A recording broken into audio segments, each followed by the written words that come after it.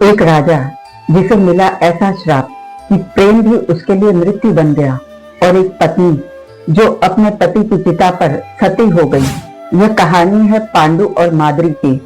घने जंगलों के बीच राजा पांडु अपने परिवार के साथ बेबस होकर एक शांत जीवन जी रहे थे।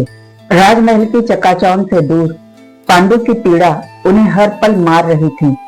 कुंती और माद्री दोनों ही अपने पति की पीड़ा को समझती थी, और अक्सर दोनों उस मनहूस दिन की घटना को याद कर रुआंसी हो जाती थी। एक समय यही पांडु एक विजयी राजा थे और उनका जीवन खुशियों से सराबोर था। वो अक्सर शिकार खेलने जाया करते थे। एक दिन पांडु शिकार पर निकले थे।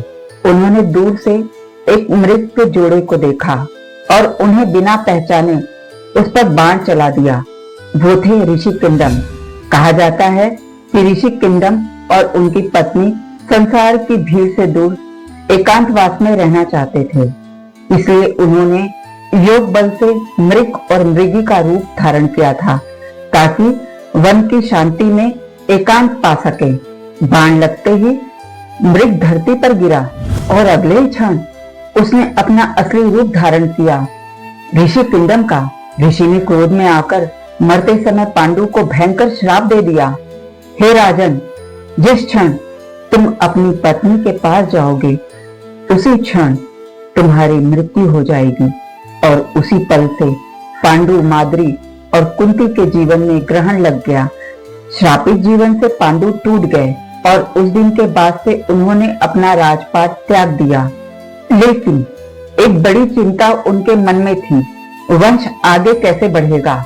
तभी माता कुंती को ऋषि दुर्वासा द्वारा दिया गया एक दिव्य मंत्र याद आया, जिससे वे किसी भी देवता का आवाहन कर सकती थी। सबसे पहले कुंती ने धर्मराज यानी यमराज का आवाहन किया और उनसे उत्पन्न हुए युधिष्ठिर, जो सत्य और धर्म के प्रतीक बने। इसके बाद उन्होंने वायुदेव का स्मरण किया और जन्म हुआ भीम का, जिनमें अपार बल और साहस था। फिर कुंती ने इंद्रदेव का आह्वान किया और उनसे जन्मे अर्जुन, जो बेजोड़ धनुर्धर बने। यह दिव्य रहस्य जानकर माता माद्री ने भी कुंती से वह मंत्र सीखा।